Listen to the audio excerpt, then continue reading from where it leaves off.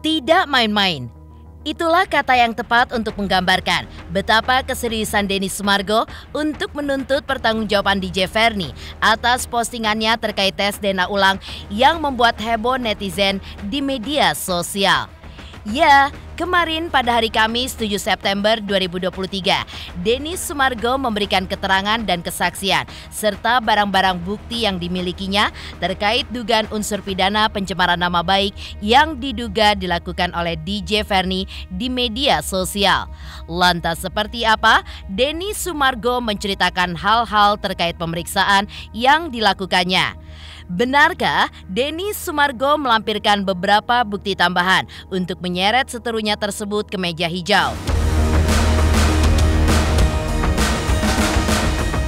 Dan seperti apa pula Denny Sumargo melihat keterangan kuasa hukum DJ Verni di podcast Dr. Richard Lee? Benarkah ia merasa jika keterangan kuasa hukum DJ Verni terlalu berbelit-belit sehingga ia merasa tepat untuk membuat laporan dan mendapatkan kepastian hukum? Pemirsa, bersama Intens Investigasi, kami hadirkan kabar terkini, terpercaya, dan teraktual. Tetapi sebelumnya, jangan lupa untuk like, subscribe, dan juga share channel YouTube ini.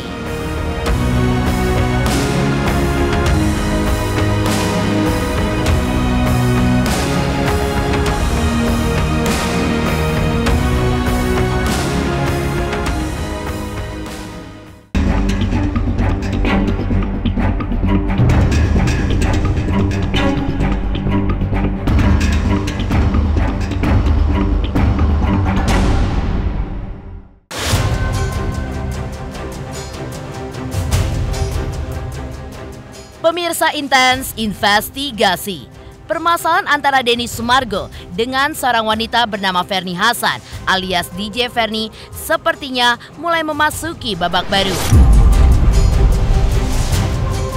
Ya, resmi dilaporkan oleh Denny Sumargo ke Dinas Kriminal Khusus Diskrimsus Polda Metro Jaya pada Selasa 22 Agustus 2023 lalu.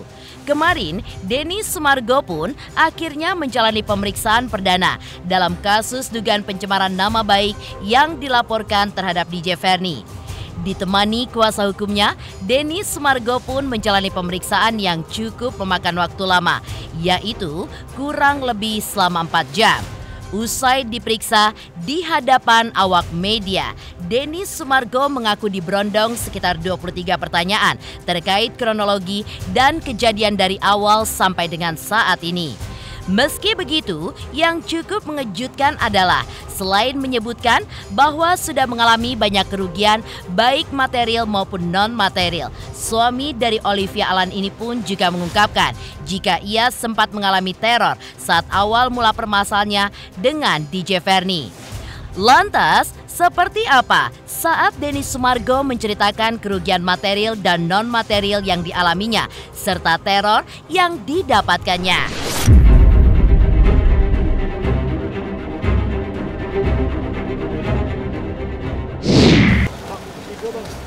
Bentar Pak. Berjalan Pak, bentar Pak. Macet. Ngomong dulu Bang, bentar Bang. Tadi udah disampaikan juga, jadi kalau kita kan memang melihat ini kan kasus yang terkait dari 10 tahun yang lalu dan ingin kita selesaikan secara hukum dengan kerugian-kerugian dalam bentuk material, imaterial, kemudian nama baik rusak, terus kemudian gagal nikah berapa kali. Pokoknya semua kerugian yang menurut Pak Polisi tadi kira-kira bisa dimasukkan, saya masukkan semua gitu. Termasuk peneroran, saya mengalami teror dulu kan berapa kali, teror segala macam. Jadi itu kita masukkan semua. Nanti itu kan dibuktikan oleh penyidik. Nah kira-kira valid atau enggak nanti penyidik semua.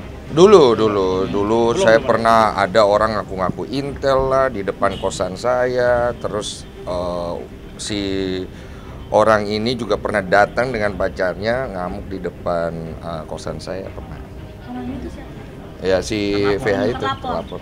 Ada berapa tadi? Ada banyak lah, kalau saya sebutin banyak itu. Ada berapa bendel gitu.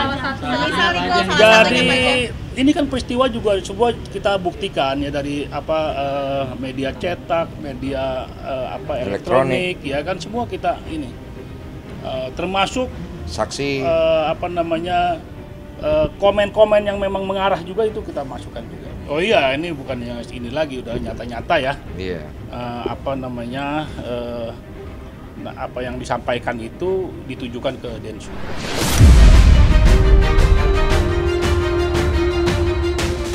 Denny Sumargo dalam keterangannya di depan awak media kemarin agaknya memiliki kepercayaan lebih terhadap laporan yang dilayangkannya ini untuk dapat diproses dan berlanjut ke tahap yang lebih baik. Denny Sumargo pun juga mengatakan tujuan membawa permasalahan ini sebenarnya adalah karena kegagalannya untuk menyelesaikan permasalahan ini di tahun 2013 lalu di depan publik. Hampir 10 tahun lamanya membuat dahinya terus berkerut karena memikirkan permasalahan yang tak kunjung usai. Mau tidak mau, Denny Sumargo pun mengambil langkah tegas untuk memproses permasalahan ini ke jalur hukum. Lantas bagaimana pula Denny Sumargo menjawab perihal pernyataan kuasa hukum DJ Verni yang mengatakan postingan tersebut sebenarnya bukan ditujukan untuk dirinya. Udah, saya kan ngubungin, kan waktu itu kan dia bikin klarifikasi press conference. Saya nonton, katanya ngajak untuk duduk bareng, membicarakan itu. Saya bilang ayo diselesaikan, mau tes DNA ayo. Tapi kan kita hubungin, tapi sampai sekarang jadwalnya katanya masih sibuk segala macam. Ya saya mengerti lah, orang kan mungkin punya jadwal.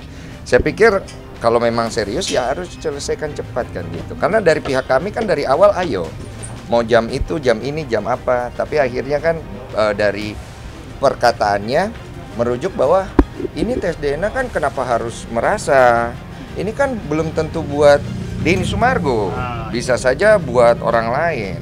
Saya pikir kok arahnya di publik jadi ngawur gini. Jadi kita pikir ya sudahlah, dilaporkanlah secara hukum biar jelas apakah masuk unsur pidananya atau tidak. Oke. Dan kemudian masalah tes DNA ini kalau dia merasa bukan buat saya ya sudah nggak usah tes DNA. Nanti kalau dari pengadilan memutuskan ada tes DNA lagi, kita ikut pengadilan aja. Beres kan? Karena kan dari gua pribadi dari awal dia meminta tes DNA secara publik untuk adu ayam lah istilahnya, adu publik gitu kan oke. Tes DNA pertama aja gue yang nyari, ayo tes DNA segala macam untuk menyelesaikan masalah ini. Gini loh, satu orang pengen nyelesain masalah, yang lain tidak terlihat ingin menyelesaikan masalah, tidak akan selesai masalahnya. Dan kalau tidak dipayungi oleh hukum, tidak ada tengahnya ini, nggak kelar-kelar ini barang, capek gitu loh. Yang untung kan kalian ya. Saudari Verni ini menyampaikan meminta tes DNA kepada siapa, begitu loh. Dalam postingan yang disampaikan oleh Verni, yuk kita lakukan tes DNA 2 kali. Dan di situ tidak pernah disebutkan kepada siapa dan oleh siapa. Yang ketiga yang perlu kami sampaikan, dengan postingan tersebut tidak merendahkan rumah sakit manapun. Sekali lagi, bukan berarti ada tuduhan di mana mempertanyakan apakah hasil yang pertama valid atau tidak. Dasarnya memposting itu hanya berdasarkan keyakinan seorang ibu, tanpa memojokkan siapapun, tanpa mempertanyakan hasil valid atau tidak valid.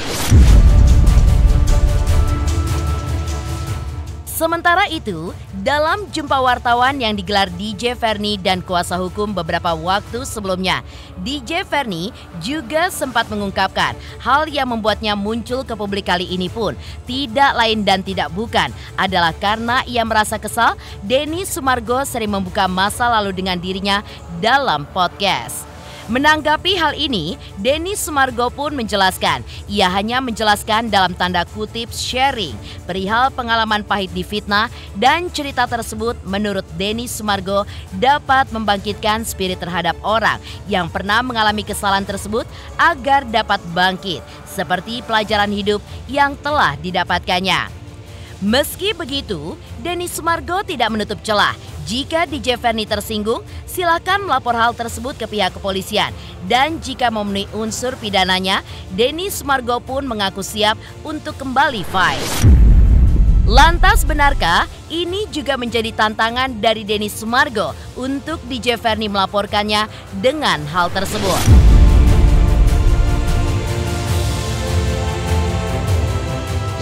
Ya, ini kan sebenarnya kan bukan masalah mulai dan memulai apalah. Saya juga nggak pernah ada ngomong nama dia di podcast. Saya juga ceritakan tentang saya punya pengalaman pernah difitnah.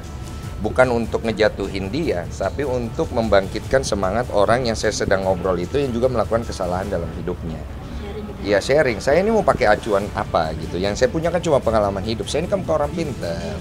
Pernah mengalami banyak hal dalam hidup saya. Inilah ilmu saya yang saya bisa kasih. Tujuannya apa? Tujuannya untuk membantu orang. Karena dulu saya pernah mengalami masalah dan saya kepengen membantu orang sebagaimana saya dulu tolong sama Tuhan, udah gitu aja. Tapi kalau kemudian akhirnya nyinggung beberapa pihak, ya kita harus maklumi juga. Tapi kan kita lihat dari unsur pidananya masuk tidak.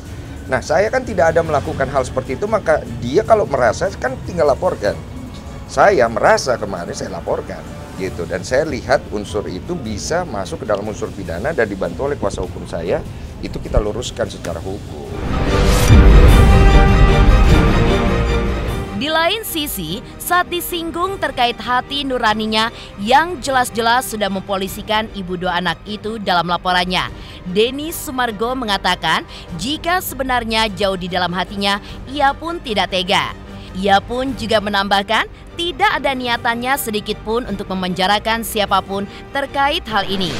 Namun, Denny Sumargo pun ingin memberikan edukasi hukum dan tentunya persoalan hukuman adalah konsekuensi dari apa yang telah dilakukan oleh seseorang. Lantas benarkah hal ini pun dapat dilihat sebagai ketegasan Denny Sumargo dalam menghadapi orang yang melakukan fitnah terhadap dirinya? Benarkah pula kali ini tak ada ampun lagi untuk DJ Ferny seperti tahun-tahun sebelumnya?